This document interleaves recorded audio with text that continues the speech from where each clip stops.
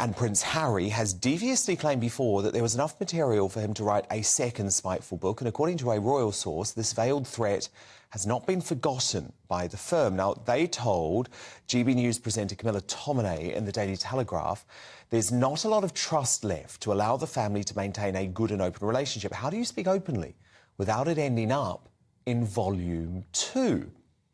But should they actually be fearing a memoir from Meghan Markle? Indeed, Camilla writes that if this were to happen and the Duchess is minded to finally name the royal racist, then all hell will likely break loose again. So, Angela, they've just lost this $20 million Spotify deal. I'm told that Netflix want to pull the plug on their $100 million TV deal as quickly as they can. So there's a real risk now for the royal family, isn't there, that the poisoned pen is going to be pulled out for Meghan's memoir? I think they're going to outsmart the memoir because actually the way she's been attacked by so many of American people who are involved in, the sort of all sorts of people who help her get success, then, she's lost all her credibility. And I think that they will, one, not listen to it. People won't believe it because she's got a reputation for telling untruths or exaggerating hugely, so it doesn't make any sense.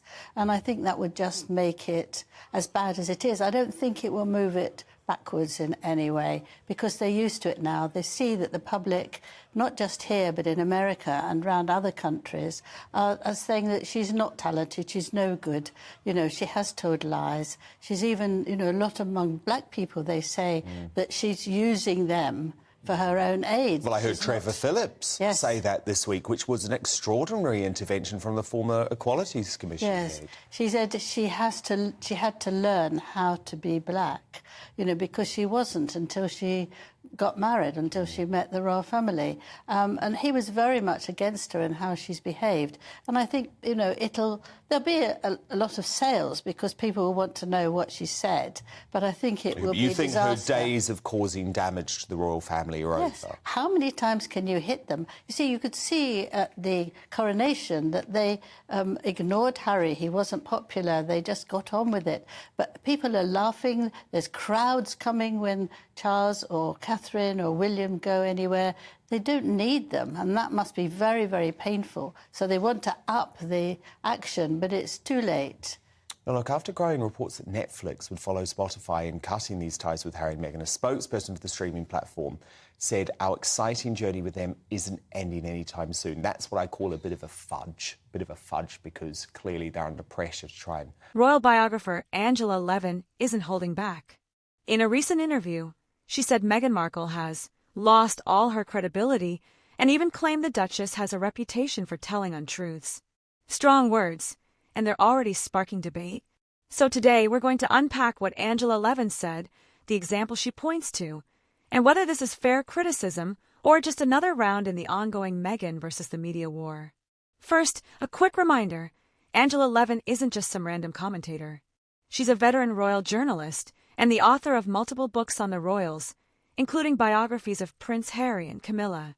She's been covering the monarchy for decades, and she's no stranger to controversy herself.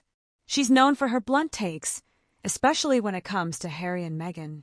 So what's her argument? Levin claims that over the past few years, Meghan's public image has been damaged by inconsistencies in her statements. Back Harry and Meghan publicly. They haven't announced the couple's plans, though. However, in the works is apparently a feminist retelling of Miss Havisham, the iconic character from Charles Dickens' Great Expectations. And speaking to the Daily Mail, an English professor and Dickens expert warned the Duke and Duchess against going woke with the famous tale, as it will end up, quote, being a voyeuristic misery. But Angela, that's exactly what they're planning to do. This is a woke version of Great Expectations. Yeah. That's exactly what it's going to be. She's going to turn Miss Havisham into a feminist, and the difficulty she has living in a men are more important than women. I mean, it's got no chance. The original film of that in 1946 has outshone everything, and there's been 2 or 3 other ones, and they've all been absolutely hit at by the critics. And this is an absurd way of doing something, because it's been shown before recently on the BBC, and you can't keep on doing this. I mean, she's doing the thing And that was the woke version, and everyone hated it. But you can't change Dickens like that. You can't sort of put this woman... I don't think either of them have got the ability to do that. They're not knowledgeable enough. They're not literary people that take a Miss Havisham who sat looking at her wedding cake for decades, back to when she was a young woman and how she was fighting against the men. This is what Meghan likes. You know, she likes saying that everybody against women, when in fact, I mean, she's done phenomenally well because nobody's been against her, i.e. her husband let her run wild. And it's again, a nonsense. They pick up things that Netflix have cancelled, and I think this is another one. They haven't agreed to it yet. No. But it's going to be... Well, they haven't agreed to any of them. They haven't, but it's going to be rubbish, isn't it? You can tell that. Well, if it even You've got to be... I don't think it's even going to happen, Angela, because No. Netflix is so wary now of this whole go woke, go broke phenomenon. Yeah. And I think it sounds utterly awful, and they won't want to waste tens of millions of dollars No. on an awful project. The other thing is that if she's going to be behind the camera, which is said they're going to do that now, no one be slightly interested, because, you know, the directors and producers aren't the ones who get people, you know, standing in the street and shouting and cheering them. Especially when her claims have been challenged by other sources. She points to moments like the Oprah interview, the Netflix docuseries, and certain public speeches where Meghan's version of events has been questioned or contradicted. According to Levin, these moments have chipped away at Meghan's credibility. That's the part that's really getting people talking. Levin says Meghan now has a reputation for telling untruths, not just in the press, but among those who've worked with her. She doesn't give a full list of examples in this interview, but her point is clear. She believes Meghan has a pattern of bending the truth to fit her narrative. It's a sharp accusation, and one that Meghan's supporters are definitely pushing back on. Here's the reality. Meghan has her fans and her critics, and there's almost no middle ground anymore. To her supporters, she's a truth-teller who exposed outdated traditions and prejudice within the royal family. To her critics, she's an opportunist who exaggerates or manipulates events to gain sympathy.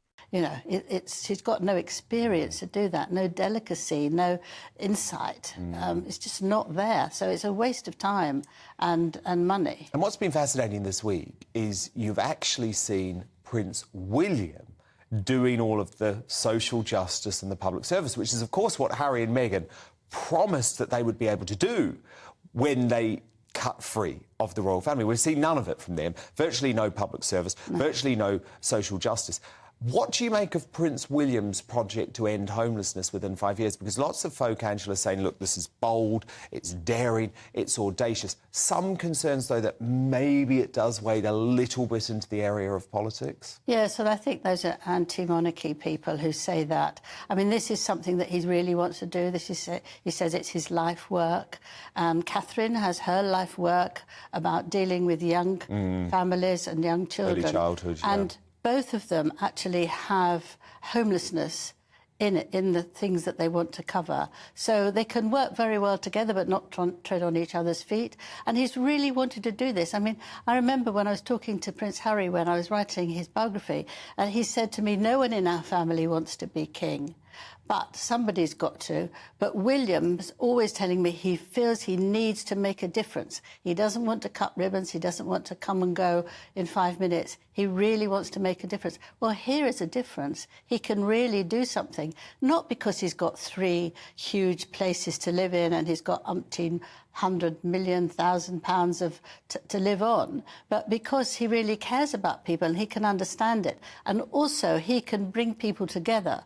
So he can bring all sorts of people together to discuss it and to help. He's not going to try and, you know, take over politics in any way. No, indeed. But what's so ironic, Angela, is it's exactly the sort of project that Prince Harry could have been doing, but instead he's been wasting his time not doing anything for Netflix. Angela Levin, royal biographer, thank you so much. Yeah. Angela Levin's comments tap right into that divide, and they're guaranteed to fuel the next round of headlines. Personally, I think these kinds of blanket statements, lost all credibility, are risky. Yes, Meghan has made statements that have been questioned. But credibility is also about who you ask. Her base of supporters clearly still believes her. At the same time, Levin is reflecting a wider sentiment among certain parts of the UK media and public who feel Meghan's narrative has shifted too many times. The truth? It's probably somewhere in between. All right, your turn. Do you think Angela Levin's comments are accurate? Or is this just another case of the press piling on Meghan Markle? Drop your thoughts in the comments. And if you like honest breakdowns of royal news, make sure to subscribe and hit that bell because we're just getting started.